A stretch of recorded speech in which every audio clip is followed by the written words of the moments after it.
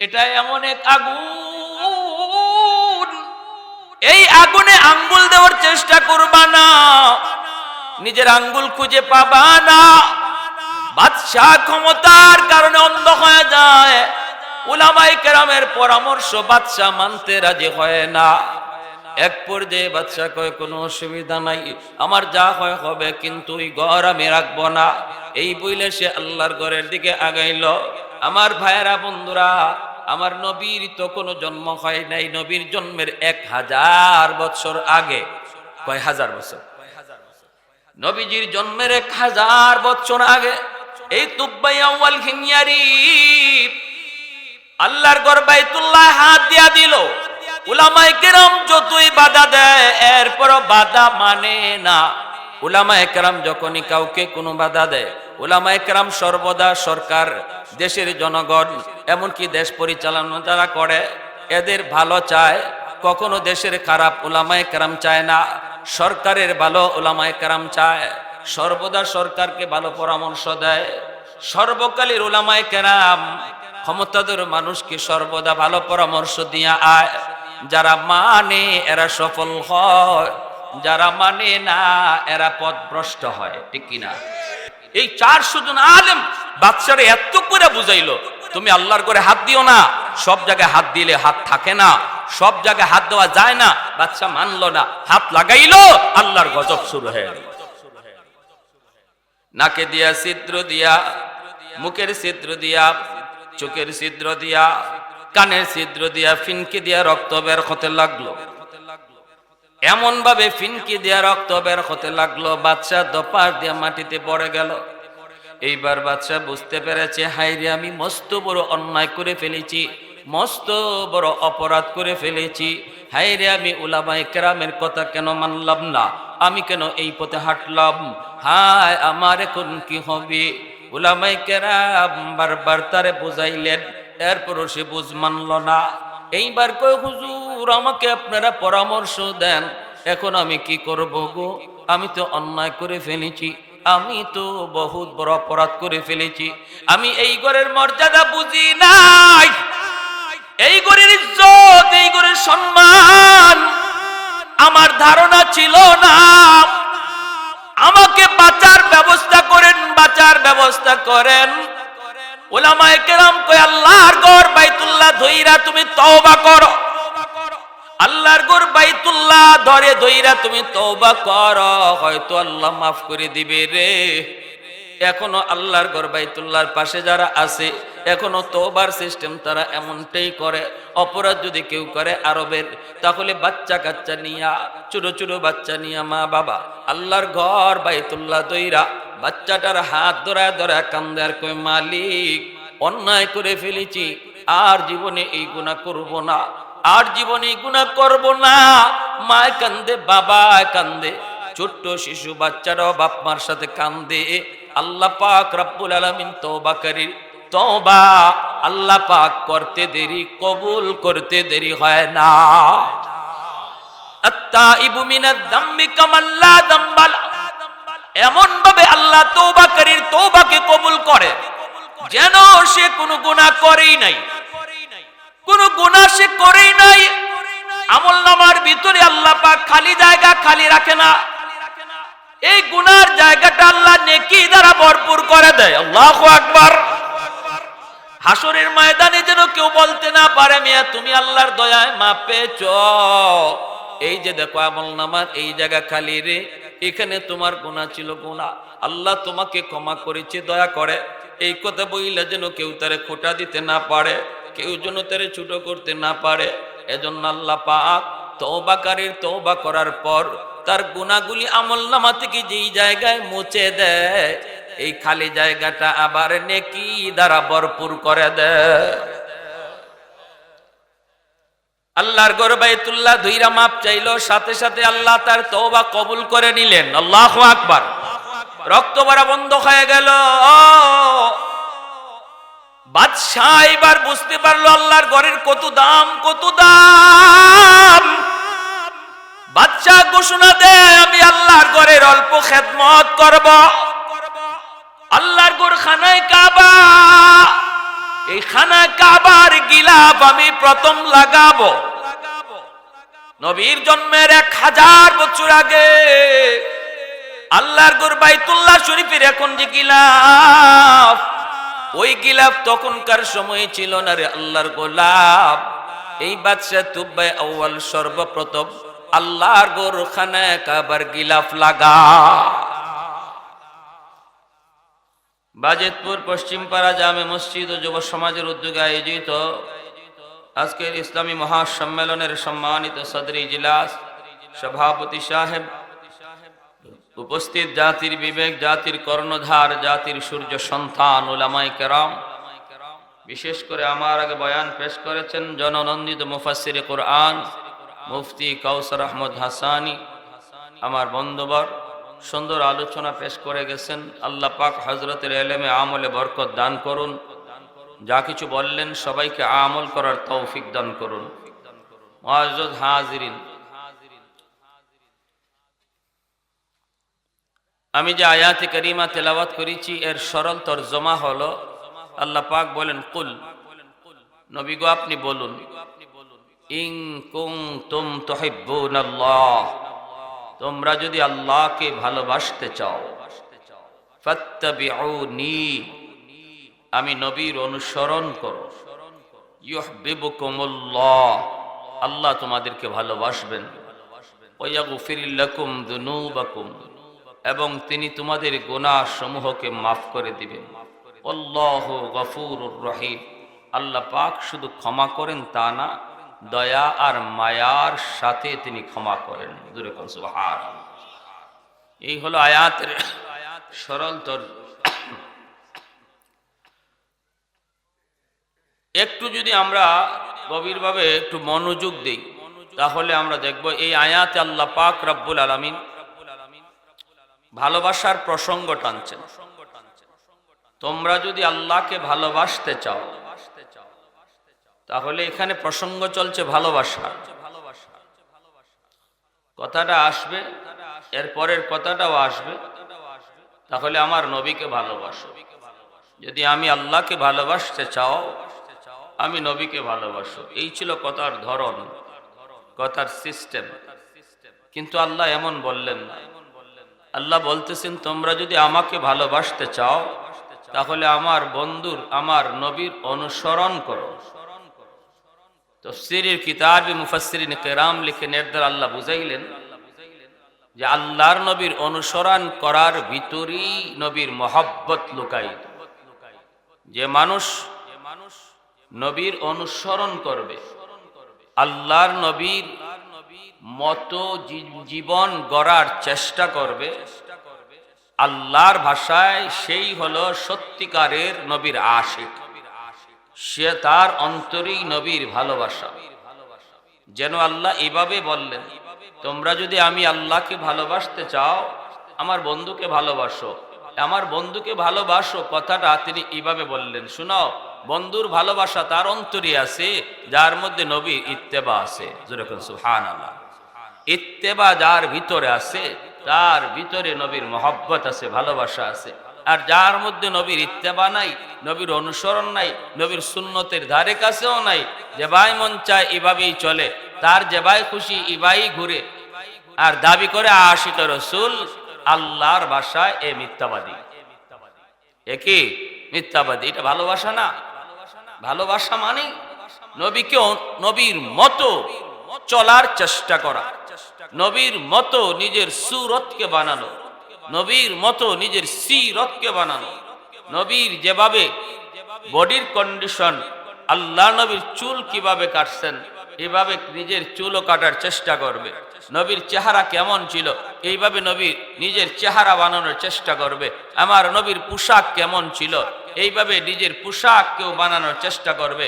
নবী কিভাবে হাঁটছেন, নবী কিভাবে বসছেন, নবী কিভাবে ঘুমাইছেন, নবী কিভাবে খাইছেন, এগুলা যে যত বেশি অনুসরণ করবে, আল্লাহ বলেন তার অন্তরে নবীর ভালোবাসা তত বেশি প্রমাণিত হবে। বুঝে আসছে ভাই? এইবার পরের কথাটা বুঝেন, আল্লাহ কি বলতেছেন। কথাটা ভালো করে খেয়াল করেন, সহজ ভাষায় বলতেছি আপনাদের বোঝার জন্য। শুরুতে কি বলছেন? ইন কুনতুম তুহিব্বুনাল্লাহ, তোমরা যদি আল্লাহকে ভালোবাসতে চাও আমার বন্ধুর অনুসরণ করো, ইউহিব্বুকুমুল্লাহ। তাহলে কথাটা এমন ছিল, আল্লাহকে যারা ভালোবাসতে চাও নবীর অনুসরণ করলে আল্লাহকে ভালোবাসতে পারবা, কথাটা ছিল এমন। কিন্তু না, আল্লাহ বলতেছেন ভিন্ন কথা। আল্লাহ বলেন, যদি তোমরা আমাকে ভালোবাসতে যাও আমার বন্ধুর অনুসরণ করো, তখন আমাকে তোমাদের ভালোবাসতে হবে না, বরং আমি আল্লাহ তোমাদেরকে ভালোবাসবো। সুবহানাল্লাহ, জোরে কোন। যেন কথাটা এমন, তোমরা যারা আমি আল্লাহকে পাইতে চাও, তোমরা যারা আমি আল্লাহকে পাইতে চাও, আমরা সবাই আল্লাহকে পাইতে চাই কি চাই না? সবাই আল্লাহকে পাইতে চাই, ঠিক না? তাহলে আমাকে পাইতে হলে কোন রাস্তায় ঘুরতে হবে, কোন রাস্তায় চলতে হবে, কোন রাস্তায় গেলে আমাকে পাইবা? আমি আল্লাহ বলি, শোনো, তোমার নিজের মন গড়া পথে হাঁটলে আমাকে পাইবা না। আল্লাহ বলেন, আমাকে পাওয়ার রাস্তা আমি বলতেছি, সেই রাস্তাটা হলো আমার নবী যেই রাস্তা দিয়ে হাইটা আমাকে পাইছেন, তুমিও এই রাস্তা দিয়ে হাঁটতে হবে। এই রাস্তা দিয়ে হাঁটলে আমাকে পাইবা। যখন তুমি এই রাস্তা দিয়ে হাঁটবা আমাকে পাওয়ার জন্য, তখন আর তুমি আমাকে তালাশ করা লাগবে না, আমি আল্লাহ তোমারে তালাশ করে বের করে নেব। আল্লাহ পাক বলে ইউহিব্বুকুমুল্লাহ, এর অর্থ হলো আমি তোমাকে খুঁজে বের করে নিব। ইউহিব্বুকুমুল্লাহ, আমি তোমাকে ভালোবাসবো। তোমরা যারা আমাকে পাওয়ার জন্য আমার নবীর পথ ধরছো, আমাকে তোমার আর পাইতে হবে না। আমার নবীর পথ ধরলে আমি তোমাদেরকে খুঁজে তালাশ করে বের করে নেব। কি ভাই, কথাটা কত দামি কথা, বুঝছেন? তাহলে নবীর অনুসরণ করা দরকার আসেনি না নাই? ওয়ায়াগফিরুল্লাকুম যুনুবাকুম, এরপর আল্লাহ বলেন আমি তোমাদের গুনাহসমূহ মাফ করে দিব। প্রসঙ্গ চলছে আল্লাহকে পাওয়ার, মাফ করার কথা কেন আসলো? এই কথার সাথে আগের কথার মিল কোথায়? ওই কথার মিল হলো আল্লাহ পাক রব্বুল আলামিন কি বুঝাইলেন? হাকিমুল উম্মত নবী আলাইহির রাহমা মিসাল দিয়া তিনি কথাটা বুঝাইছেন।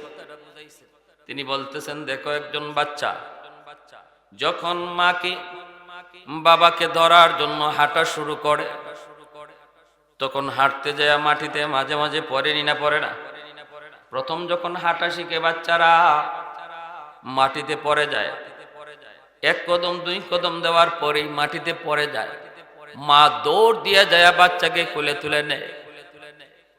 আর তখন মাটি যেই ধুলাবালিগুলি কাপড়ে লাগছে, ধুলাবালিগুলি মা ঝাড়া দেয়, পরিষ্কার করে কয়, এই যে তুমি আম্মুকে ধরে ফেলেছ,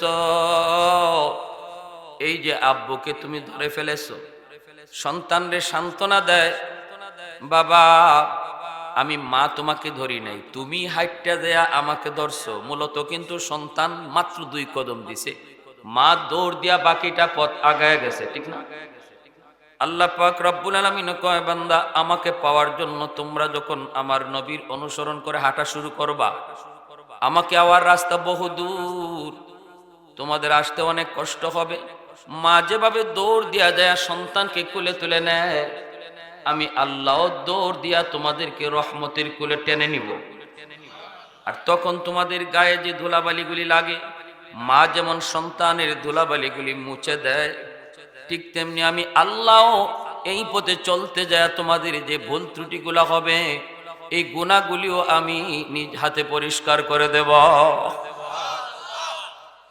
ওয়াগফির লাকুম যুনুবাকুম ওয়াল্লাহু গফুরুর রহিম।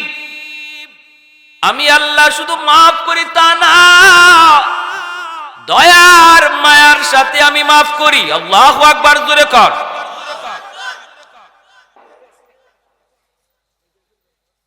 আর আজকে আমাদের সুরতে আমার ভাইরা বন্ধুরা, যুবক আল বেদায়া ওয়ান নিহায়া কিতাবের ভিতরে লিখেন,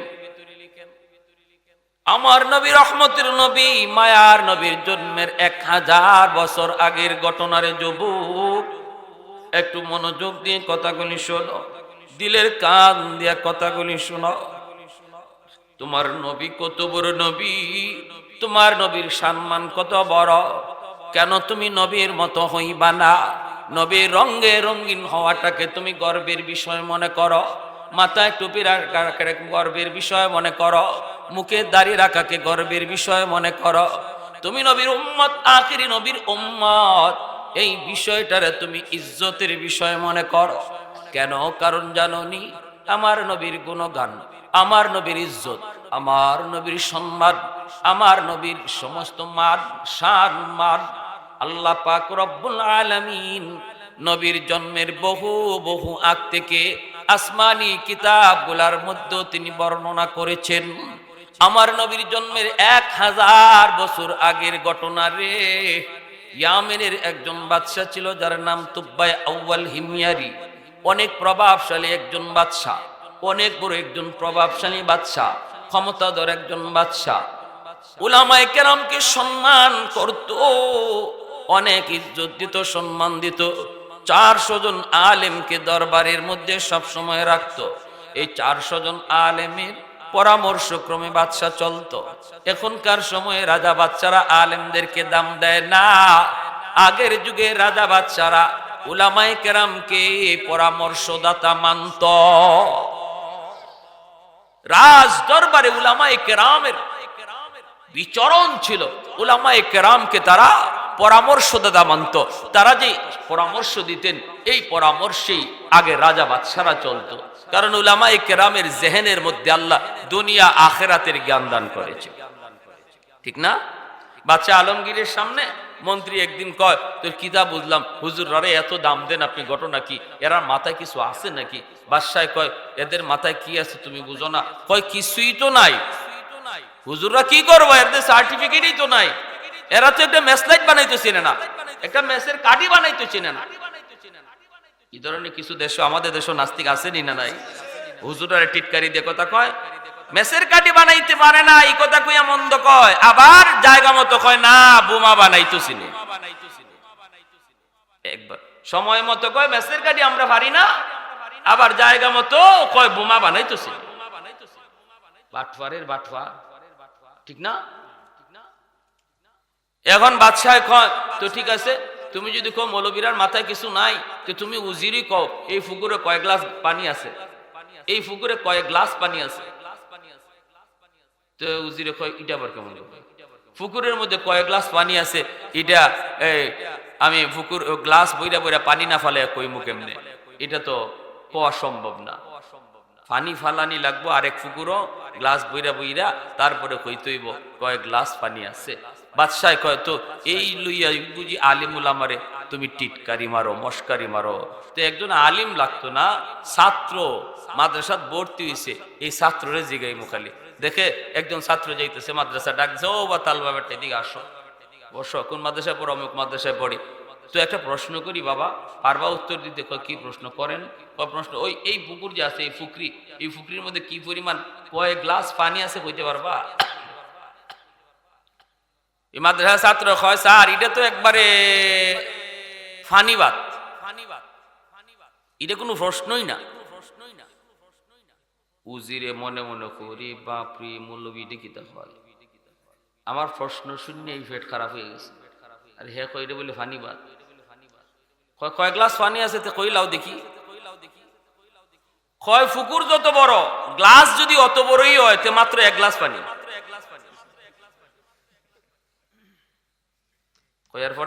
কয়ার পরে পুকুর যত বড়, গ্লাস যদি এর অর্ধেক হয়, তে 2 গ্লাস পানি। বুঝছেন অবস্থা? পুকুর যত বড়, গ্লাস যদি এর 3 ভাগের 1 ভাগ হয়, তাহলে 3 গ্লাস পানি। এমনি বাদশা উজির কয়, উজির আরো কইতো নি? কয়, না আর লাগতো না। হে যে সিরিয়াল টান দিছে, এটা তাইতে পারবো নি? মাফরাদি মাতুন গুন্দা, হে যে উপর থেকে টান দিছে, এটা পর্যন্ত আইতে সময় লাগতো না? হ্যাঁ, এমনি উজিরে কয়, স্যার মাফ চাই, মৌলবীর আরে আর টিটকারি মারতাম না, আমার বুঝ হয়ে গেছে এরা মাথাত কিতা লই আটে। তো এজন্য ওই তুব্বাই আউয়াল হিময়ারি সে উলামায়ে কেরামকে ইজ্জত করতো, সম্মান করতো। 400 আলেম তাদেরকে লইয়া সে একদিন বলতেছে, চলো আমরা খানায় কাবা মক্কা শরীফ দেখতে যাব, মক্কা শরীফ দেখতে যাব, মক্কা মদিনা ঘুরবো। শুনছি আখেরি নবী তিনি মক্কাতে জন্ম নেবেন আর মদিনা হিজরত করবেন। যে দেশে নবী জন্ম নেবেন এই দেশটা একটু দেখতে যাব, আর যেখানে নবী হিজরত করবেন সেটাও দেখতে যাব, চলো যাই। আমার ভাইয়েরা, বন্ধুরা, যুবক, বাদশাহ তুব্বাই আউয়াল হিময়ারি 400 জন আলেমকে সঙ্গে লইয়া মক্কার কাছাকাছি পৌঁছে গেল। কিন্তু মক্কার কোনো মানুষ তার সম্মানে মক্কা থেকে বের হলো না। আমরা যদি দেখি কোনো সম্মানী মানুষ আসতেছে, এলাকার গণ্যমান্য মানুষগুলা রাস্তায় দাঁড়িয়ে যায়, কিন্তু মক্কার কোনো মানুষ ওই ইয়ামেনের বাদশাকে সম্মান জানানোর জন্য মক্কা থেকে তারা বের হলো না। এইবার বাদশার মাইন্ডে লেগে গেল। বাদশাহ আওয়াজ দিয়া বলতেছে, ও উলামায়ে কেরাম, এত বড় বাদশাহ আমি, এত বড় ক্ষমতাধর, সারা বিশ্ব জুড়ে আমার জয়গান, সারা বিশ্ব জুড়ে আমার সুনাম সুখ্যাতি, কিন্তু মক্কার কোনো মানুষ আমাকে সম্মান দিতে কেন বের হলো না?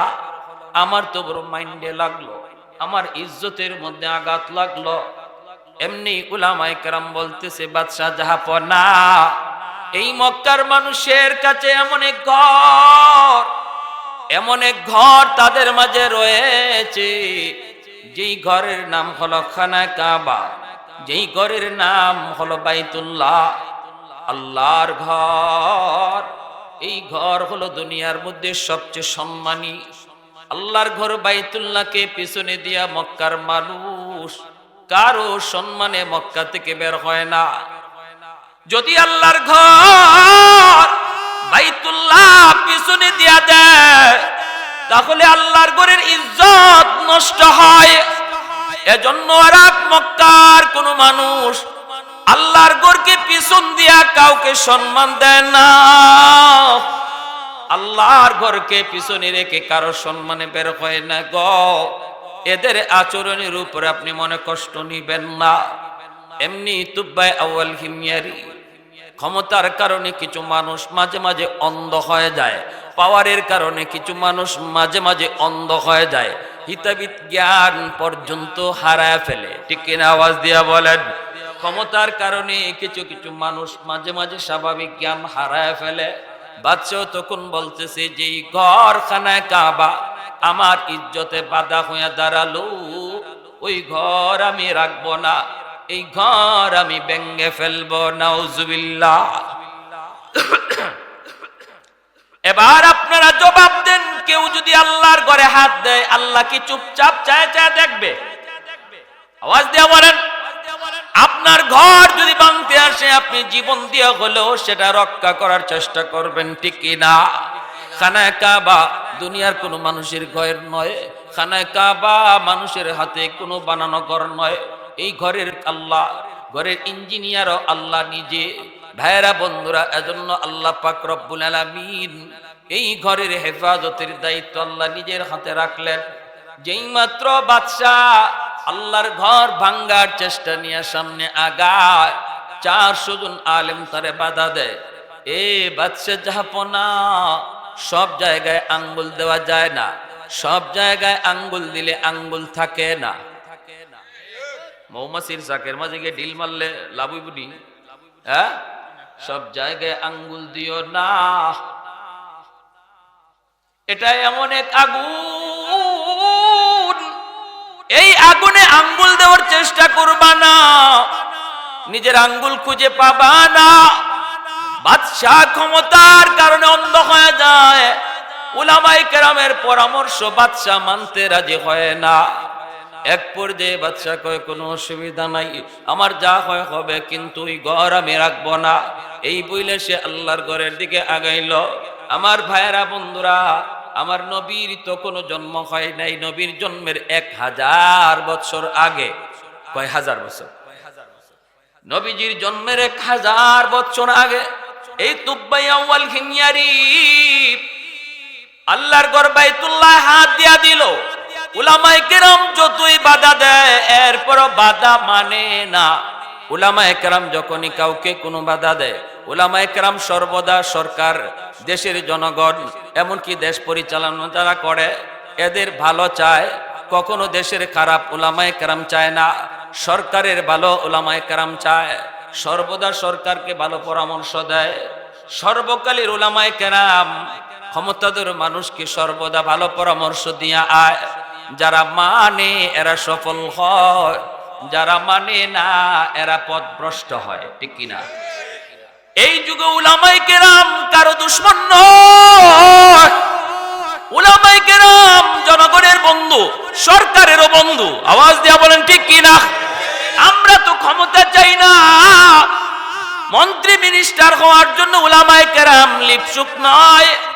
উলামায়ে কেরাম হাদিস পড়ানোর ভিতরে যেই মজা পায়, যেই স্বাদ পায় রে যুবক, এমপি হওয়ার মধ্যে এই স্বাদ নাই, মন্ত্রী হওয়ার মধ্যে এই স্বাদ নাই, মিনিস্টার হওয়ার মধ্যে এই স্বাদ নাই। উলামায়ে কেরাম আল্লাহর কোরআন নবীর হাদিস পড়ায় যেই মজা পায়, যেই স্বাদ পায়, এজন্য উলামায়ে কেরাম এই নিয়ে কোনো মাথা ব্যথাও করে না। কিন্তু সরকারকে বলে এই পথে চলো, তোমার ক্ষমতা আরো মজবুত হবে, এই লাইনে যাও না, তোমার ক্ষমতা নড়বড় হবে, এই পথে হাঁটো, আল্লাহ খুশি থাকবে। কারণ ক্ষমতা দেয় আল্লাহ, ক্ষমতা নেয় ওকে। আরেকটু জোরে বলেন কে? কুলিল্লাহুম্মা মালিকাল মুলকি তুতিল মুলকা মান তাশা ওয়া তানজিউল মুলকা মিম্মান তাশা ওয়া তুইজ্জু মান তাশা ওয়া তুযিল্লু মান তাশা বিয়াদিকাল খায়র ইন্নাকা আলা কুল্লি শাইইন কাদির। আল্লাহু আকবার, জোরে বলেন। এজন্য ক্ষমতা দেয় আল্লাহ, ক্ষমতা থেকে নামায় আল্লাহ। উলামায়ে কেরাম আল্লাহকে খুশি রাইখা চলার পরামর্শ দেয়। যারা মানে সফল হয়, যারা মানে না বিফল হয়। দুশ্মন ভাববেন না। উলামায়ে কেরাম যদি একটা শক্ত কথা কাউকে বলে, মনে করবেন এটা আপনার ভালোর জন্য বলছে, আপনার খারাপের জন্য নয়, হিংসা করে নয়, জিদের বশবর্তী হয়ে নয়। আপনাকে যদি একটা শক্ত কথা বলে থাকে, আপনি যেই হন সেটা আপনার ভালোর জন্য, মঙ্গলের জন্য, ঠিক কিনা ভাই? মসজিদের ইমাম সাহেব যদি সুদের বিরুদ্ধে বয়ান করে, সভাপতির উপরে যদি লাগিয়া যায়, আপনি এটা মনে করেন না যে হুজুরে আমি যে সুদ খাই এটা জানলো কেন? পর্দার বিরুদ্ধে হুজুরে ওয়াজ করছে যে পর্দা করে চলো, বেপর্দা চইল না, বেপর্দার বিরুদ্ধে ওয়াজ করছে। সেক্রেটারি কয় আমার ফুরি যে বেপর্দায় আটে, এটা হুজুরে জানলো কেন? আরে এরকম কোন কথা না, হুজুরে কোনোটা জান্না বয়ান করে না। হুজুর বয়ান করতেছে, যদি আপনার উপরে ফইরা যায় তাহলে আল্লাহর দোহাই নিজেকে সংশোধন করার চেষ্টা করেন যে আমাকে ইফত থেকে কেমনে সইরে আসতে হবে। হুজুরের উপরে গুসা করে লাভ নাই, কারণ উলামায়ে কেরাম হক কথা যদি না কয়, হাসরের মাঠে তাদের জিহ্বা কাটা হবে জাহান্নামের কেচি দিয়া। অতএব আমাদের বাঁচার জন্যই আমাদের কথা বলতে হয়। মানবেন কি মানবেন না সেটা আপনাদের ইচ্ছা। আপনি না মানলে যদি আল্লাহরে বুঝ দিতে পারেন, আমার কি অসুবিধা? আপনি বেপরদায় চললে যদি আল্লাহরে বুঝ দিয়া জান্নাতে যান, আমার কোনো অসুবিধা নাই। আপনি সুদ খায়া যদি আল্লাহরে বুঝ দিয়া জান্নাতে যাইতে পারেন, আমার কোনো অসুবিধা নাই। তবে সুদ খাওয়া হারাম, ঘুষ খাওয়া হারাম, বেপরদায় চলা হারাম, এই কথাগুলো আমাদের বলতেই হবে। মানবেন কি মানবেন না সেটা আপনাদের ইচ্ছা। ওমা আলাইনা ইল্লাল বালা লাস্তা আলাইহিম বিমুসাইতির। আল্লাহ তার হাবিবকে পর্যন্ত এই কথা বলছে, বন্ধু ফিটাই একেবারে নামাজি বানাইতায়, এজন্য আমি তোমার নবী বানাইছি না। নামাজ পড়া লাগবে এই কথা কইয়া ছেড়ে দাও। সে পড়বে কি পড়বে না সেটা আমি আল্লাহ জানি, আমার সাথে তার বুঝ হবে। তুমি শুধু বলো নামাজ পড়া ফরজ, তুমি শুধু বলো রোজা রাখা ফরজ, তুমি শুধু বলো পর্দা করা ফরজ, তুমি বলো সুদ খাওয়া হারাম, তুমি বলো ঘুষ খাওয়া হারাম, তুমি বলো বেপরদায় চলা হারাম। কে মানবে কে মানবে না সেটা আমার সাথে বিষয়, ঠিক না? এজন্য উলামায়ে কেরামের উপরে সর্বদা ভালো ধারণা রাখবেন, ভালো ধারণা। এই 400 জন আলেম বাদশারে এত করে বুঝাইলো, তুমি আল্লাহর করে হাত দিও না। সব জায়গায় হাত দিলে হাত থাকে না, সব জায়গায় হাত দেওয়া যায় না। বাদশা মানলো না, হাত লাগাইলো, আল্লাহর গজব শুরু হয়ে গেল।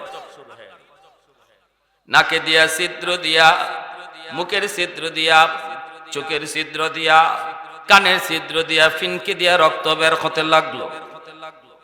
এমন ভাবে ফিনকি দিয়া রক্ত বের হতে লাগলো, বাদশা দপার দিয়া মাটিতে পড়ে গেল।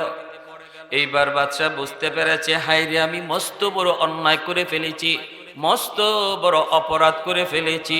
হায়রে আমি উলামায়ে কেরামের কথা কেন মানলাম না, আমি কেন এই পথে হাঁটলাম, হায় আমার এখন কি হবে। উলামায়ে কেরাম বারবার তারে বুঝাইলেন, এরপরও সে বুঝ মানল না।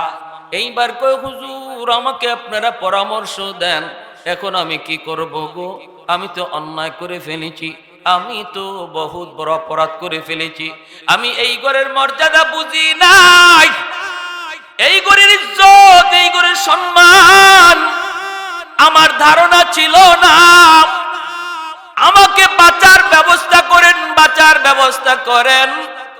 উলামায়ে কেরাম কয়, আল্লাহর ঘর বাইতুল্লাহ ধইরা তুমি তওবা করো, আল্লাহর ঘর বাইতুল্লাহ ধরে ধইরা তুমি তওবা করো, হয়তো আল্লাহ মাফ করে দিবে রে। এখনো আল্লাহর ঘর বাইতুল্লাহর পাশে যারা আছে, এখনো তওবার সিস্টেম তারা এমনটাই করে।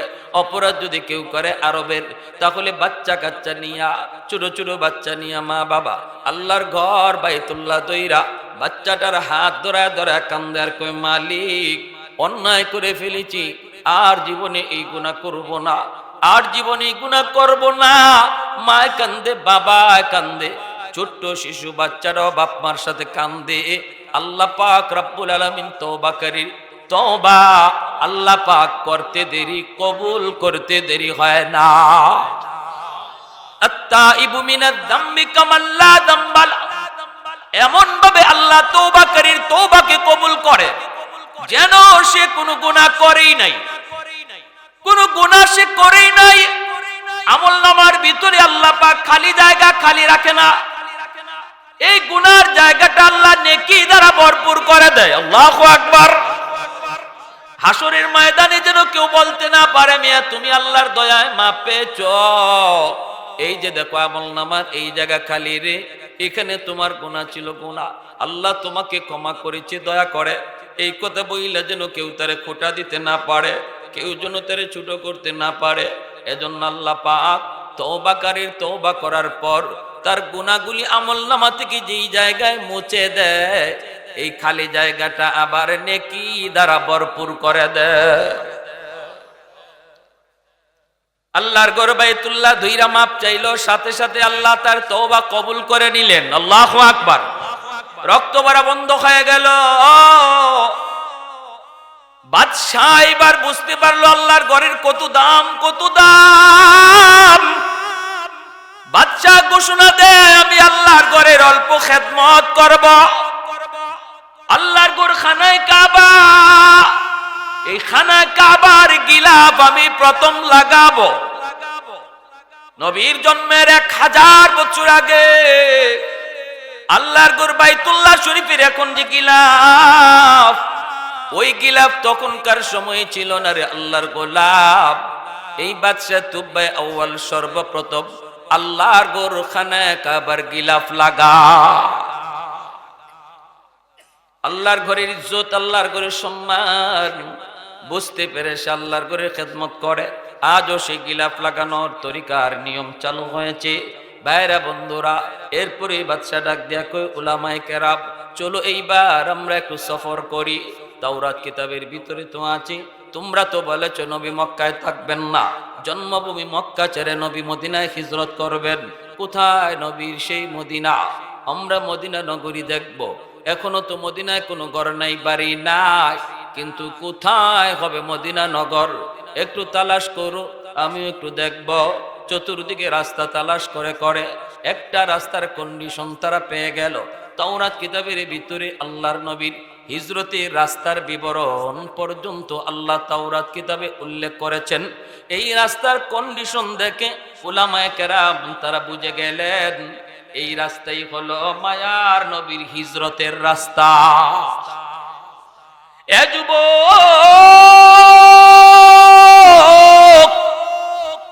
আজ তুমি কার অনুসরণ শুরু করেছো? যেই নবীর উম্মত তুমি, ওই নবীর বিবরণ, ওই নবীর কথা না, শুধু নবীর হিজরতের রাস্তার কথাটা পর্যন্ত রাস্তাটা কেমন হবে, কন্ডিশন কেমন হবে, রাস্তার ফাঁস কদ্দুর হবে, রাস্তাটা কেমন, উঁচু নিচু হবে না সমতল হবে, পাহাড়ি জমিন হবে নাকি মাটি হবে, সবকিছুর বিবরণ পর্যন্ত আল্লাহ পাক আগের কিতাব ওই তাওরাত কিতাবের ভিতরে আল্লাহ উল্লেখ করে দিয়েছেন। জোরে কোন সুবহানাল্লাহ। এই রাস্তাটা পেয়ে উলামায়ে কেরাম বলতেছে, বাদশা জাহাপনা, আমরা এই রাস্তা পেয়ে গেছি গো, হিজরতের রাস্তাটাও পেয়ে গেছি, অতএব আর দেরি করা ঠিক না, চলুন আমরা এই রাস্তা দিয়ে হাঁটা শুরু করে দেই। আল্লাহর নবীর হিজরতের রাস্তার বিবরণ তারা পাইয়া হাঁটতে শুরু করলেন। চলতেছেন, চলতে চলতে তারা ওই মদিনা নগরী, আজ যেখানে মদিনায়ে তাইয়্যিবা, আমার নবী যেখানে চিরনিদ্রায় শুয়ে আছেন, ওই জায়গাতে তারা পৌঁছে গেলেন। এইবার ওই সমতল জায়গা দেখে উলামায়ে কেরাম একজন আরেকজনের দিকে তাকায়, কিতাবের পৃষ্ঠা উল্টায় আর বলতেছে, বাদশা জাহাপনা, আমরা হয়তো ওই নগরী যেই জায়গায় হবে মদিনা নগর, এই নগরীর সন্ধানও পেয়ে গেছি। আজ এই জায়গায় কোনো ঘর নাই, কোনো বাড়ি নাই, কিছু নাই, চতুর্দিকে পাহাড়ে ঘেরা, একদিকে শুধু রাস্তা, এইদিকে খেজুর বাগান, এইদিকে অমোঘ, এরকম ভাবে কন্ডিশন আল্লাহ পাক মদিনা নগরীর আলোচনা তাওরাত কিতাবের মধ্যে করছেন। এমনকি ওই মদিনার আবহাওয়া কেমন হবে, এই মদিনা নগরীর আবহাওয়া কেমন হবে, বেশি শীত হবে নাকি বেশি গরম হবে, নাকি নাতিশীতোষ্ণ বসন্ত, সেই আবহাওয়ার কন্ডিশন পর্যন্ত আল্লাহ পাক তাওরাত কিতাবে উল্লেখ করেছেন। আল্লাহু আকবার। আমরা সব কিছু মিলায় দেখলাম, এই সেই জায়গা, যেই জায়গা মদিনা নগরী হবে গো, এখানেই মায়ার নবী হিজরত করে আসবেন, এখানে এক সময় মানুষের বসতি গড়ে উঠবে, ঘর বাড়ি তৈরি হবে, মদিনার চতুর্দিকে মানুষ বসতি শুরু করবে, আর এই জায়গা হবে মদিনা। আল্লাহর নবী হিজরত করে আসার পর মদিনাতুন নবী হবে এর নাম। আগে ছিল ইয়াসরিব, নাম হবে ইয়াসরিব, পরিবর্তন হয়ে হবে মদিনাতুন নবী, নবীর শহর। আমরা শহরের সন্ধানটাও পেয়ে গেছি। এই কথা বলা মাত্রই উলামায়ে কেরাম তারা বাদশাকে বলতেছে, বাদশা জাহাপনা, খুঁজে খুঁজে তালাশ করেন, চতুর্দিকে হাঁটেন, চতুর্দিকে ঘুরেন, এই পবিত্র নগরীতে আখিরি নবী, শ্রেষ্ঠ নবী, রহমতের নবী, সরওয়ারে দু জাহান তিনি ঘুরবেন, হাঁটবেন। এই মদিনা নগরীতেই চির নিদ্রায় নবী শুয়ে থাকবেন, রওজা শরীফ এই মদিনাতেই হবে। অতএব বাদশা জাহাপনা, আমরা উলামায়ে কেরাম সিদ্ধান্ত নিয়েছি, আমরা আর ইয়ামেন ফিরে যাব না, আমরা ইয়ামেন আর ফিরে যাব না, বিবি বাচ্চার কাছেও আমরা যাব না। আমার নবী যেই দেশে শুয়ে থাকবেন চিরনিদ্রায়, আমরা সিদ্ধান্ত নিয়েছি আমরাও এই জমিনে শুয়ে থাকব, মৃত্যু যেন আমাদের এই জমিনে হয়, এই জমিনে যেন আমাদের কবর হয়, আমাদের কবরের পাশ দিয়া রহমতের নবী তিনি হেঁটে হেঁটে যাবেন গো, নবীর পায়ের দুলাবালি আমাদের কবরে পড়বে, আমাদের কবরটাও জান্নাতের টুকরা হয়ে যাবে। আমরা এই মদিনা ছেড়ে আর ইয়ামেন যাব না। বাদশা বলতেছে, তাহলে আমি কি করব, আমার তো থাকতে মন চায়। উলামায়ে কেরাম কয়, না, আপনি যেহেতু বাদশা জাহাপনা, আপনার কাছে বিশাল দায়িত্ব রয়েছে, আপনি তাই কিনা তাকা যাবে না, আপনি ইয়ামেন চলে যান, আপনি এখানে তাকা যাবে না, আপনার কাছে অনেক দায়িত্ব রয়েছে, আপনি চলে যান। এ যুবক, একটু কি দিলটা নরম হয় সেই নবীর কথা শুই না? আজকে তুমি নবীরে কান্দাইতেছো, নবীর ধারে কাছে তুমি নাই। আমার নবী বৃদ্ধ বয়সে অসুস্থ অবস্থায় মসজিদে গেছেন, লাঠিতে ভর দিয়া না, মানুষের কাঁধে হাতে ভর দিয়া, সাহাবীদের কাঁধে ভর দিয়া যেই নবী মসজিদে নামাজ পড়ছেন, আজকে তোমাকে মসজিদে দেখা যায় না। আজান হলে তুমি মসজিদের পাশ দিয়া চলে যাও, বন্ধুদের নিয়ে তুমি মোবাইলে গেম খেলো। আমার আল্লাহ মসজিদ থেকে তোমারে ডাকতেছে, আল্লাহু আকবার, আল্লাহু আকবার, আমি আল্লাহ মহান, আমি আল্লাহ মহান। বান্দারে তোর সব কাম হলো ছোট, আমি আল্লাহ বড়। এই আওয়াজটা তোমার কানে যাওয়ার পরেও তুমি কেমন করে মসজিদে আসলা না? হাসরের মাঠে আমার নবীর সামনে কেমন করে মুখ দেখাইবা? তোমার চুলের কাটিং, তোমার চেহারার নমুনা যদি অন্য কোনো খেলোয়াড়ের নমুনা হয়, কিয়ামতের ময়দানে নবীর সামনে কেমন করে মুখ দেখাইবা? যেই নবীর সুপারিশ ছাড়া ব্যতীত তোমার জান্নাতে যাওয়ার কোনো উপায় থাকবে না রে যুবক। এজন্য বলি, কত যুবক যৌবনী কবরে চলে গেল, এখনো কি তোমার ভয় লাগে না? তুমি মনে করতেছো আমার টাইম আছে, আমি বৃদ্ধ হলে নামাজ ধরব। ঘুমায় রয়েছে যুবক, আর ঘুম থেকে উঠে না। ঘর থেকে বের হয়েছে, বাপ মার কাছ থেকে বিদায় নিয়া আর বাপ মার কাছে ফিরে না। কত যুবকের মনে এমন আশা ছিল, নামাজ এক সময় ধরব, এক সময় আল্লাহকে মানব, আল্লাহর বিধিবিধান মতো চলব, কিন্তু জীবনে এই সুযোগ আর পায় নাই। যেই যৌবন কালটা ছিল তোমার আল্লাহর কাছে বড় দামি, এই বয়সে আল্লাহর ওলি হওয়ার বয়স। যৌবন কালটাই হলো আল্লাহর ওলি হওয়ার বয়স। আল্লাহ পাক হাদিসে কুদসিতে বলে, যেই যুবক যৌবনে আল্লাহর কদমে সেজদা দেয়, যেই যুবক যৌবনে নবীর নমুনায় চলে, এই যুবকের সেজদার খাতিরে আল্লাহ আসমান জমিন টিকায় রাখছে। এই যুবকের যৌবনের কথা ছিল পাগলামি করার কথা, গুনার কাজে যাওয়ার কথা, কিন্তু আল্লাহ কই যেই যুবক যৌবনে গুনাহ করে না, গুনাহ করার শক্তি আছে, সামর্থ্য আছে, সুযোগও আছে, এরপরও যে যুবক আমি আল্লাহকে ভয় করে মসজিদে যায়, নবীর নমুনায় চলার চেষ্টা করে, যৌবনে তার মুখে দাড়ি দেখা যায়, যৌবনকালে তার মাথায় টুপি পাওয়া যায়, আল্লাহ পাক রব্বুল আলামিন বলে, এই যুবক যখনই আমারে সেজদা দেয়, তার সেজদার দিকে তাকাইলে এই গুনাহগার জমিনের প্রতি আমার মায়া লেগে যায়।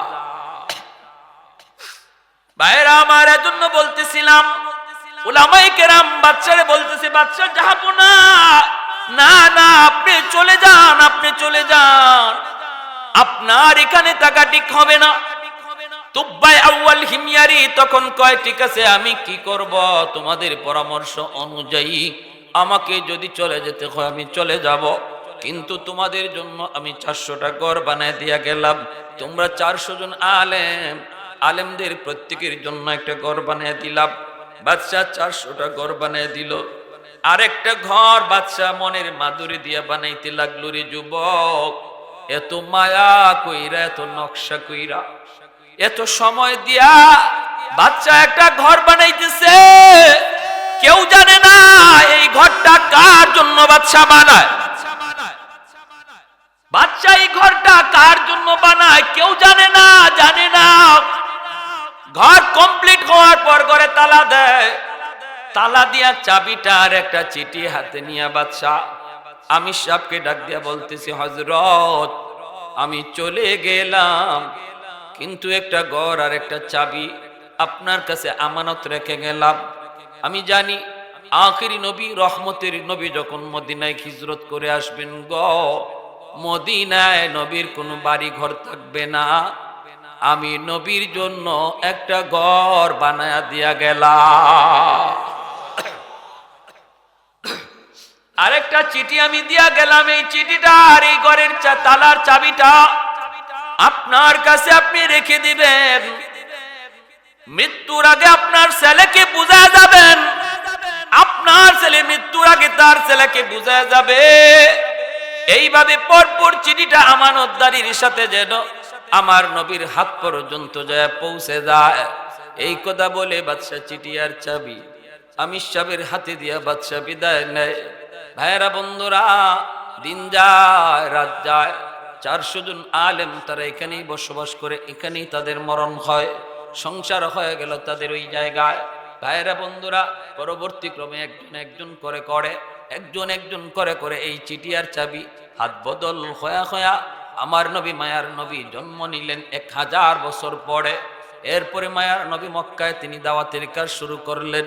মক্কার মানুষগুলি নবীকে মক্কায় থাকতে দিল না, বাধ্য হয়ে নবী হিজরত করে মদিনার দিকে রওনা দিলেন। মদিনার মানুষগুলি আমার নবীকে সম্মান জানায়, নবীকে তারা আগায় নিয়ে আসে। আল্লাহ নবী তিনি ওই কুবা নামক জায়গায় অবস্থান করেন। আজ মদিনার পাশেই যে মসজিদে কুবা, এই কুবা নামক জায়গায় নবী সর্বপ্রথম অবস্থান করেন। আর একটা মসজিদ বানান, যেই মসজিদের নাম হলো মসজিদে কুবা। এই মসজিদে কুবায় যদি কোনো হাজী সাহেব 2 রাকাত নফল নামাজ পড়ি রে যুবক, এই 2 রাকাত নফল নামাজের বদৌলতে আল্লাহ পাক কবুল একটা উমরার সওয়াব দান করে। মদিনার মানুষেরা কুবার দিকে যাইতেছে, দলে দলে কুবার দিকে যায়, আমার নবীকে স্বাগতম জানায় তারা মদিনায় আনবে। এই দিকে আমার ভাইরা হাত বদল হইতে হইতে চিঠি আর চাবি ওই আমির সাহেবের বংশের সর্বশেষ মানুষ আবু আইয়ুব আনসারী রাদিয়াল্লাহু তাআলা আনহুর হাতে আইসে পৌঁছে। সেই আবু আইয়ুব আনসারী, মদিনার মানুষ সবাই কুবার দিকে যায়। আবু আইয়ুব তুমি কি যাইবা না? তিনি কয় না আমি যাব না। এই ঘরটা তিনি মুছামুছি করেন, পরিষ্কার করেন, মুছামুছি করেন। মানুষেরা কয় আবু আইয়ুব তুমি কি নবীকে আগায় আনতে কুবায় যাবা না? আবু আইয়ুব আনসারী কয় তোমরা যাও, আমি যাব না, আমার একটা কাম আছে, আমার কাছে কিছু আমানত আছে। এই আমানতগুলির মালিক হলেন আমার নবী। আমি আবু আইয়ুব আনসারীর মনে হয়, আমার মনে মনে কেন জানি বলতেছে গো, নবী তার আমানত বুঝে পাওয়ার জন্য আমার খুঁজে এখান পর্যন্ত আসবে। সুবহান। कौनैन मुख्तार खुदा तुमको बनाया,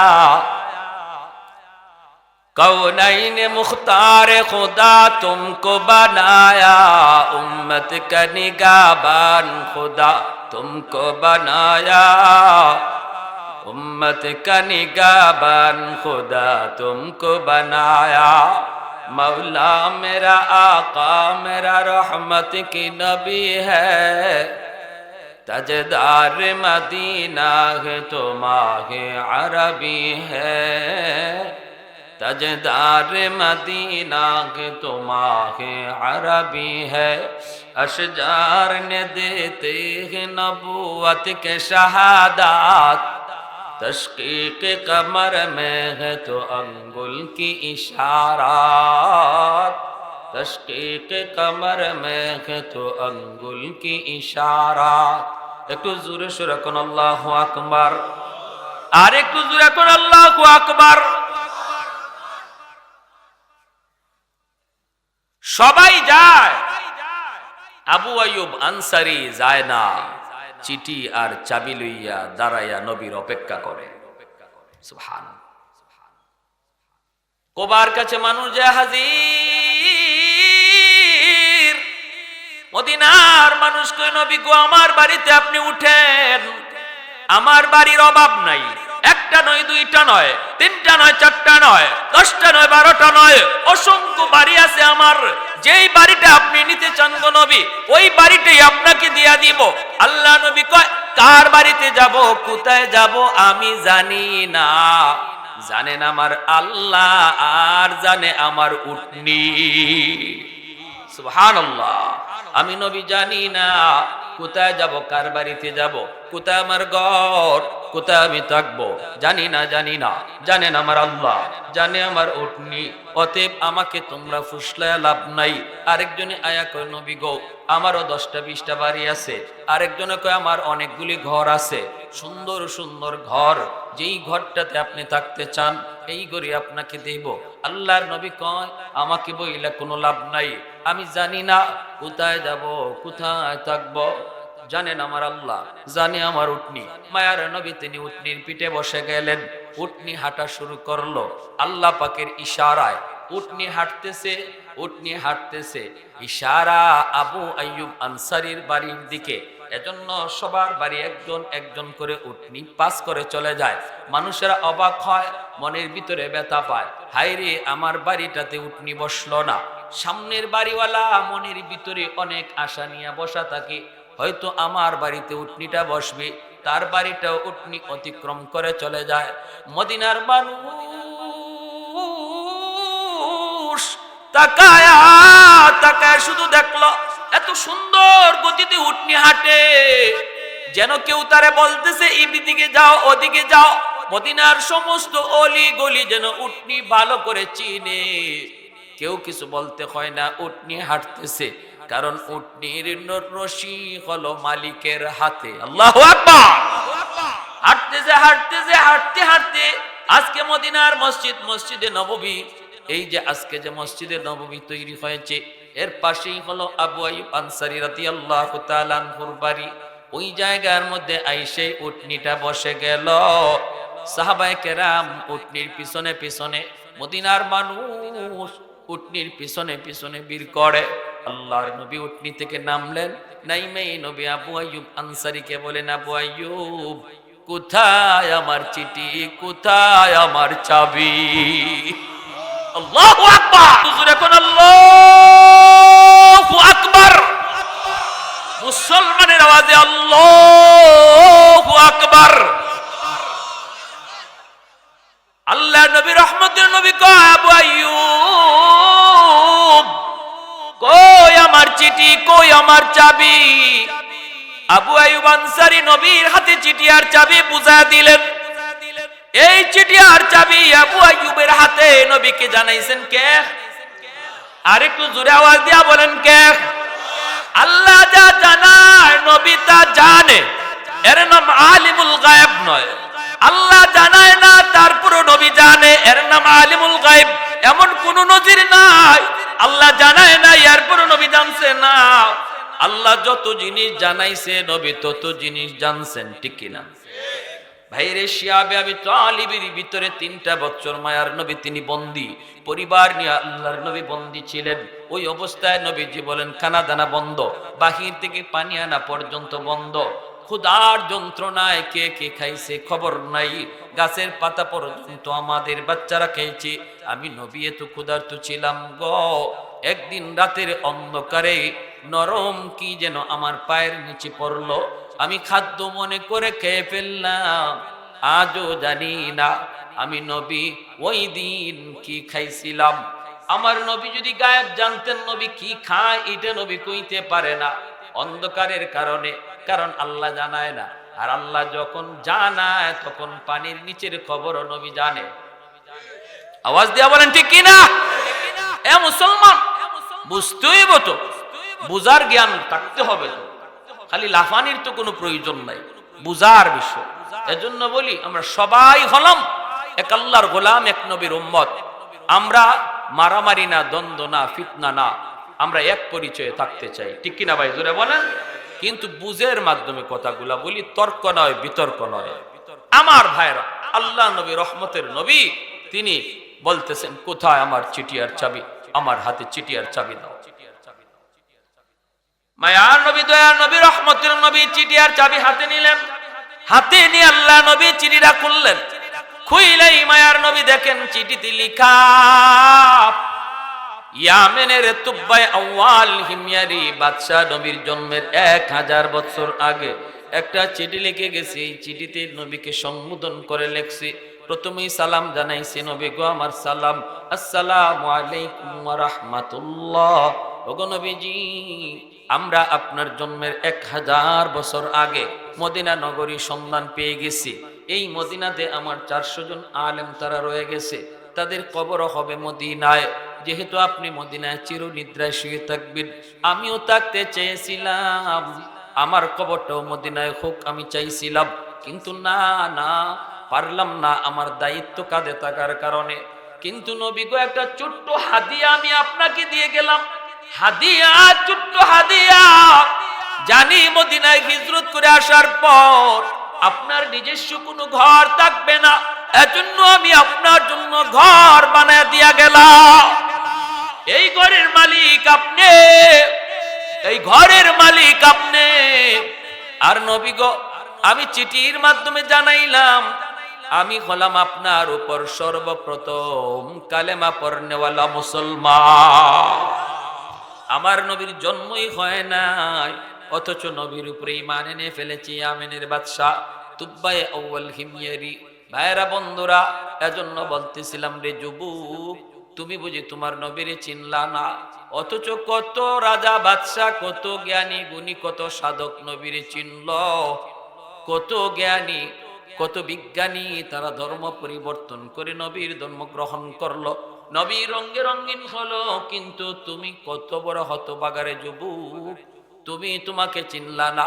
যদি নবীর রঙে রঙিন হতে পারো, তাহলে আল্লাহ পাক রব্বুল আলামিন আমার আপনার উপর খুশি হয়ে যাবে। সাধারণ বন্ধুর তালিকায় আল্লাহ আমাকে তোমাকে ঢুকায় দিবে, কারণ নবী হলেন আল্লাহ পাকের ঘনিষ্ঠ বন্ধু। ঘনিষ্ঠ বন্ধুর নমুনা সুরত আল্লাহ যার ভিতরে যত পাবে, আল্লাহ তারে সাধারণ বন্ধুর তালিকায় ঢুকাবে। আল্লাহ কয় আল্লাহু ওয়ালিয়ুল্লাযীনা আমানু, আমি আল্লাহ হলাম ইমানদারের বন্ধু। আল্লাহ আমাদের বন্ধু। আল্লাহ ঘোষণা দিয়ে দিছি, কখন আমরা আল্লাহকে বন্ধু হিসাবে পাব? যখন আমার ভিতরে নবীর রং বেশি থাকব। যদি আমার ভিতরে নবীর রং বেশি থাকে, নবীর আদর্শ বেশি থাকে, আমারে দেখলে নবীর কথা ইয়াদ হয়, আমার চলন দেখলে, আমার আমল দেখলে আমার নবীর কথা ইয়াদ হয়, তাহলে বুঝবা তুমি আল্লাহর সাধারণ বন্ধুর তালিকায় ঢুকছো। আর যখনই তুমি আমি সাধারণ বন্ধুর তালিকায় ঢুকবো, তখন আমারে মারলে, দুশ্মন আমার দিকে চোখ তুললে, বন্ধু আমার আপনার পক্ষ থেকে 100 নিবে। বুঝে আসছে? এমিয়া শুনেন, আপনারা দুইজন ঘনিষ্ঠ বন্ধু, একজন আরেকজন রে ছাড়া চলতে পারে না, খুব ঘনিষ্ঠ, একজন আরেকজন রে ছাড়া কোথাও যায় না, খায় না। এই অবস্থার ভিতরে যদি কেউ কাউরে বন্ধুরে হাত তুলে, তাইলে বলছে পাশে যে বন্ধু থাকে হে করে কি কয় যে দোস্ত তোমার কিছু কোন লাগবো না, আমি দেখতেছি। হয়নি না হয় না, হয়নি না হয় না? হ্যাঁ দোস্ত তুই কোথা কইস না, তোরে কথা কইছে, তোর দিকে চোখ লাল করছে, আমি থাকতে তুই বল, তুই কেন উবা দেখতেছি আমি। ঘটনা হয়েছে এরকম, কিন্তু আজকে বন্ধু এরকম করে না। কারণ কি জানেন? দুস্তরে কইছে, দোস্ত আরে আমাকে এলাকায় আজকে ওয়াজ হইতেছে, এক হুজুর আসতেছে ঢাকা থেকে, এই হুজুর ওয়াজ আমার খুব ভালো লাগে রে দোস্ত, কিন্তু আমি তো অসুস্থ, বিছানায় পড়া, যাইতে পারবো না। দোস্ত তোরে একটা দায়িত্ব দেই, তুই হুজুরের ওয়াজটা মোবাইলে রেকর্ড করে লই আইবি, আমি ওয়াজটা শুনতাম। নে ওয়াজও যাওয়ার রিক্সা ভাড়াও দিলাম, আওয়া যাওয়ার রিক্সা ভাড়া তোর লাগবো 100 টাকা, এই মেমোরি কিনতে, মেমোরি এমবি কিনতে তোর লাগবো আরো 100 টাকা। নে এভাবে হিসাব করে দেখছে 300 টাকা লাগে, আওয়া যাওয়া ইতা হিতা হয় আরো 200 দিলাম, নিয়ে তোরে 500 দিলাম, এই 500 টাকা দিলাম। দোস্ত তুই আওয়া যাওয়ার পথে বুট সানাসুর যদি খাইস, তাও তুই কি করিস, হুজুরের ওয়াজটা রেকর্ড করিস। হে 500 টাকা লইয়া হে রওনা দিছে ওয়াজ হইতো, রাস্তার মাঝখানে ফাইলিছে বান্ধবী সকিনায়,